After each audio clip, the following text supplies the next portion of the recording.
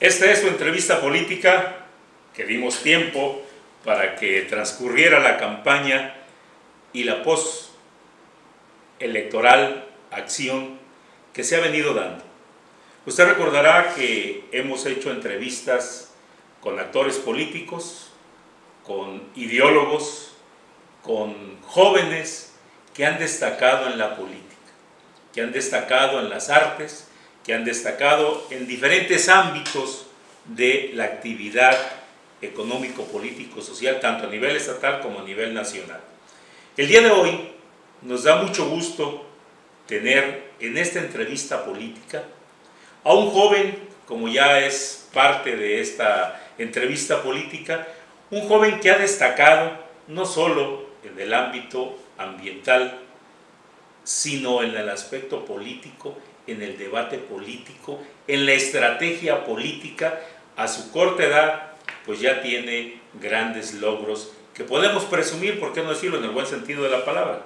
Él es Manuel Agustín Trujillo, un egresado de la Universidad de Colima, y fíjese usted, egresado de la Facultad de Ciencias Ambientales y Riesgos Ambientales. Pero también hay riesgos políticos, y esos riesgos políticos son los que vamos a tratar aquí en esta su entrevista.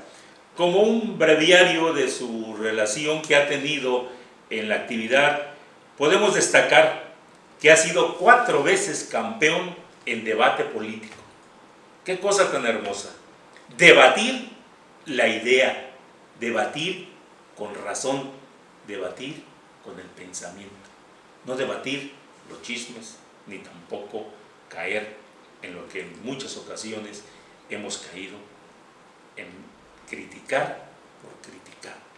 El debate político es algo muy importante. Quien sabe debatir, sabe exponer. Y quien sabe exponer, sabe también defender su idea. Por eso creo que Nacho Peralta en su campaña lo llamó a coordinar un programa, pero no un programa juvenil de esos que van a repartir volantes, de esos que van a poner lonas, no. Fue a una coordinación donde tenía el acceso a la relación política, a la relación ambiental y también a la relación con los jóvenes. Por eso, dentro de estas actividades nos interesa escuchar, nos interesa dialogar en esta entrevista política con Agustín, nuestro amigo, y además uno de nuestros editorialistas dentro de la página de i.com. Por eso, Agustín, bienvenido, muchas gracias por estar aquí en esta entrevista política, y creo que hay mucho de qué hablar y también mucho que decir dentro de lo que es la actividad en el Estado y a nivel nacional, porque la actividad política pues la tenemos a nivel nacional. Así que bienvenido, Agustín, a esta entrevista política. Muchas gracias a usted por la invitación, don Miguel. La verdad me siento muy halagado de poder compartir con ustedes un poco de cómo yo veo las cosas, cómo pienso y cómo siento que están sucediendo las cuestiones políticas en el Estado y a nivel nacional, porque hay que entender que aunque anteriormente se haya visto la política como una cuestión de células estatales, en realidad todo esto es una marisma nacional, que cualquier decisión que es tomada en cualquier punto del país afecta a otro punto distinto.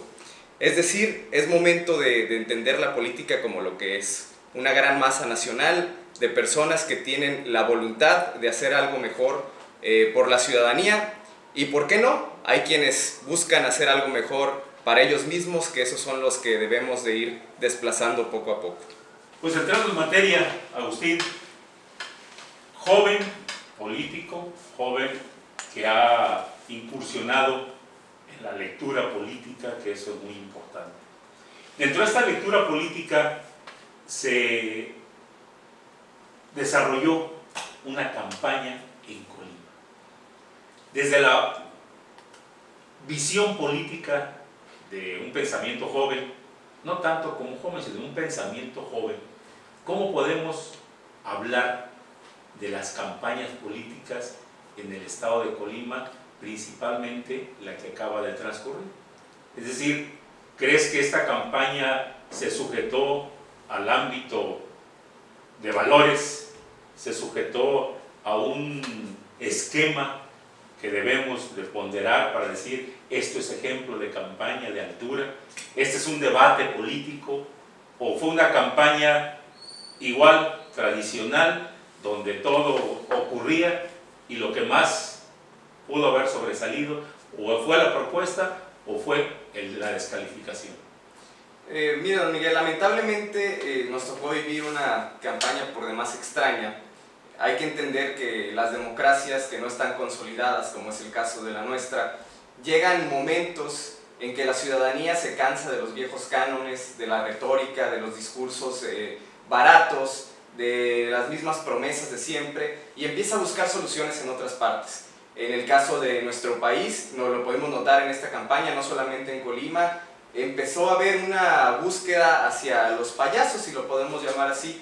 La gente empezó a buscar a actores, actrices, a gente que hace espectáculo, que hace show en campaña, y justamente eso fue lo que pasó aquí en Colima.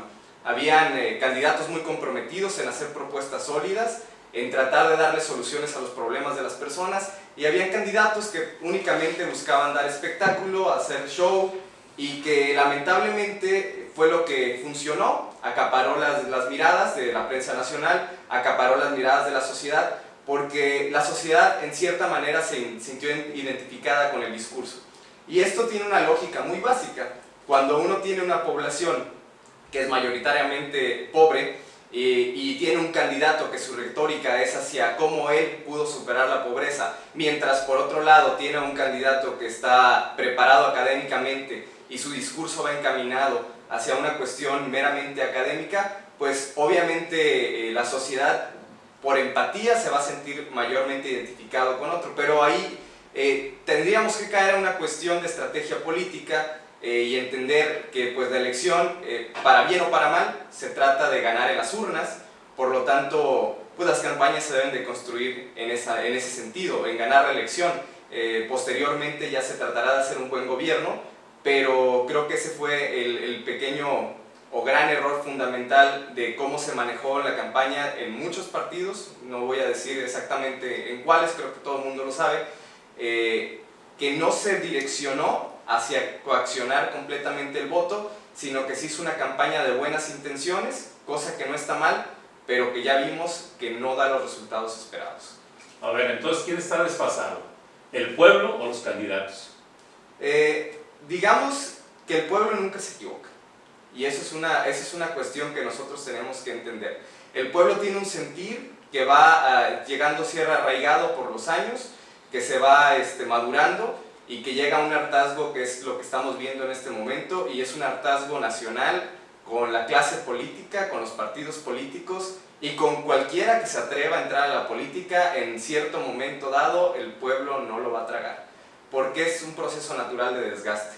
Los que están equivocados o los que se pueden llegar a equivocar son los que plantean la estrategia política, porque no están teniendo una lectura correcta de lo que está viviendo el pueblo.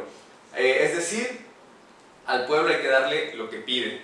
Hay que darle lo que pide porque esto se trata precisamente, si hablamos de campañas, de ganar una elección. Entonces, si el pueblo está solicitando algo, pues hay que concederlo. Y repito, a la hora de ser gobierno es ahí donde hay que ser eficientes y hay que tratar de solucionar los problemas de la gente, siempre pensando en afectar la menor cantidad de personas posibles o de situaciones posibles, porque lamentablemente cada decisión que se toma tiene una consecuencia y eso no lo vamos a poder evitar nunca. Dice un pensador que cuando el pueblo dice que son las 12 de la noche, aún siendo que sean las 12 del día, hay que hacerle caso. Quiere decir que los candidatos, vamos aquí por el ejemplo que estás poniendo del PRI, no le hicieron caso al pueblo. ¿O qué es lo que pasó? Podríamos decir que eso fue en cierta medida lo que sucedió. Digamos que planteando desde el punto de vista político, si nos vamos simplemente a lo que es el eslogan tenía una retórica un poco metafísica, y una retórica metafísica a un pueblo que tiene un nivel de escolaridad, si no mal recuerdo, de tercero de secundaria, según datos del INEGI, pues difícilmente va a comprender la retórica que implica un eslogan de una campaña política, que el eslogan es una parte muy importante de una campaña, pero eso pues no lo define el candidato, eso lo define el equipo que contrata el candidato, y pues ellos son los que tienen que rendir cuentas al final de la campaña electoral. Y en el otro sentido, cuando el eslogan contrario va a una cuestión que es sensible, que tiene que ver con la sensibilidad del pueblo, que tiene que ver con lo que ellos se identifican, pues digamos que ahí se gana una palomita, pero no todo es el eslogan, importan muchísimas cosas más, la imagen, el discurso, las ideas, las propuestas, y creo que en eso se ganó de calle, pero en las urnas se ganó por un margen menor, pero como repito, el pueblo tiene la razón y el pueblo le dio la razón al candidato del PRI. Dicen los estudiosos, los intelectuales, que hay paradigmas. Colima históricamente ha sido un estado cuya presencia del Partido Revolucionario Institucional se ha dado a través del tiempo. Claro que a nivel municipal, a nivel de diputados locales o de representación federal, ha habido sus alternancias. Sin embargo, lo vemos que en el gobierno del estado se ratificó, no solo con el partido, sino que las prostituidas leyes electorales que ahora hablan de coaliciones, cuando no es otra cosa más que darle vida artificial a partidos que no sustentan su membresía en las elecciones, pero bueno, un poco ayudados por los partidos mayoritarios, hacen esa famosa coalición, como lo es el PANAL, un partido patrimonial del Bester Gordillo, y un Verde Ecologista, un partido delincuente. Quedó demostrado en la elección de cómo estuvieron violando la ley reiteradamente, pero amparados por un Instituto Nacional Electoral a cargo de un antimexicano, ¿verdad?, como presidente. En esta campaña, la credibilidad de los partidos, ¿cómo queda? Tú hablas efectivamente de que el pueblo manda, el pueblo envió un mensaje y dijo: ahora el PRI y el PAN. El PRI perdió en el territorio con 6 municipios, perdió en distritos electorales locales y perdió un distrito federal electoral. ¿Cuál es, desde tu punto de vista como joven polemista, dónde queda, mejor dicho, la credibilidad de los partidos? ¿O es esa reacción de los eslogans, es esa reacción de haber tenido una penetración en la clase popular, la que grita cambio, o es un reflejo nada más coyuntural de una campaña política? Pues don Miguel, es un proceso natural de desgaste. Evidentemente no hay gobierno que pueda ser bien visto por 100 años, y nos lo demostró Porfirio Díaz. Por muy bueno que sea un gobierno, a la larga termina cansando. Pero también hay que entender que la alternancia no es cambiar de colores, porque cambiar de colores no hace una alternancia. Una alternancia es un cambio de forma de gobierno, y eso lo puede hacer cualquier gobernante con una manera diferente de pensar. Aquí entonces hay que ver que la credibilidad de los partidos está por los suelos a nivel nacional, toda. Pero los partidos no tienen la culpa. Los partidos son colores, son siglas, son estatutos, son documentos básicos, son instituciones que no tienen un pensamiento propio, tienen una ideología, y eso engloba a un cierto número de personas. Los que se equivocan son las personas que militan en los partidos políticos, son los dirigentes de los partidos políticos, somos los militantes de los partidos políticos los que defraudamos constantemente a las personas, los que defraudamos constantemente a nuestra militancia, los que defraudamos a la ideología de nuestros partidos. Es por eso que las personas están buscando, la sociedad está buscando nuevos cauces como la vía de los independientes, pero yo siento que no es necesariamente la solución. Hace a un país un poco más democrático, sí, estoy de acuerdo con eso, pero no hay una línea ideológica. Es decir, el independiente un día se puede levantar de malas y votar en contra de cierta reforma, un día de buenas y votar a favor al otro día. Es decir, no tiene un sentido ideológico de pertenencia partidista que le haga votar por una cuestión en específico, cosa que una persona que elige a un representante popular emanado de un partido ya sabe hacia qué lado se va a inclinar su votación en el Congreso o hacia dónde van a ir sus políticas públicas encaminadas cuando llegue a gobierno. Pero bueno, la tarea es para los que militamos en los partidos políticos volver a las bases ideológicas de nuestros partidos. Uno puede recordar que el PRI habla de democracia y justicia social en sus estatutos, y en la realidad pareciera que en algunos momentos la lucha social y el PRI están peleados y son cosas completamente distintas. La sociedad así lo identifica.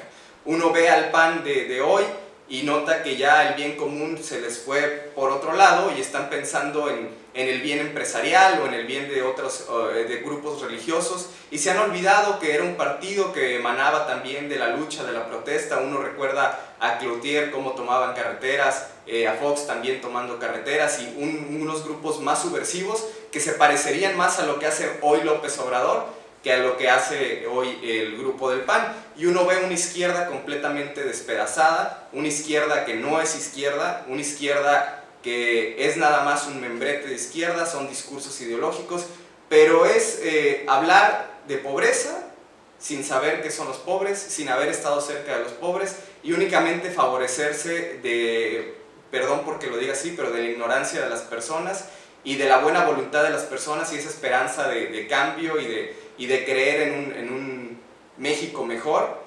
Y pues lamentablemente se llevan entre las patas a todos. Todos hemos visto lo que pasó en Guerrero en el último sexenio de gobierno de allá, y pues creo que los partidos estamos en deuda, los ciudadanos que militamos en los partidos estamos en deuda, y hay un compromiso de las nuevas generaciones, y es un compromiso fuerte por querer hacer las cosas de una manera, si no bien diferente, apegadas a lo que es la política, que es esa herramienta que nos brinda la política de poder ayudar a los demás y no ayudarnos de los demás, que ese es lo que muchos cometen el error y creen que es el fin de la política. Mucha gente se mete a la política para enriquecerse y está mal.